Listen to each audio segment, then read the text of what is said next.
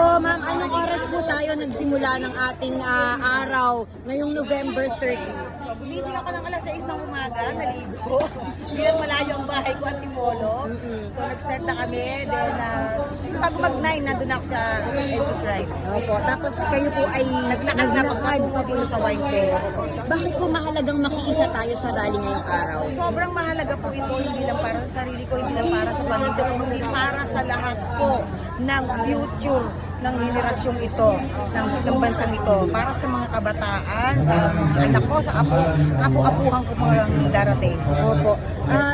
Alam ko po, nagbabayad tayo ng tax. Yes, And yes. we strongly feel about kung saan po napupunta yung mga taxes natin. Ano po yung panawagan natin sa mga leader natin? Okay, so ang panawagan ko po sa mga leader natin, sana po bigyan po ninyo ng pansin ang pangangailangan po, lalo na yung ating mga maliliit na mamamayan, yung mga maliliit na manggagawa na pinagkakasya po yung kanilang mga kinikita. Bigyan niyo po sana sila yung magandang ano yung deserve talaga nila bilang mamamayang Pilipino.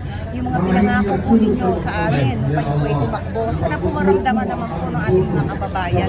Especially po yung mga sa edukasyon, please, lalong-lalo na po yung ating mga public school. Please, yung mga kabataan natin, sila po yung mga henerasyon natin, sila magtutuloy po kung ano po yung magandang nasimulan natin. Kaya sana bigyan po natin sila ng magandang edukasyon po. And of course, siyempre yung kaligtasan po ng bawat isa kapag kami mga sakuna. Lalong-lalo na po yung mga flood control na yan. Tama na, busog na po kayo.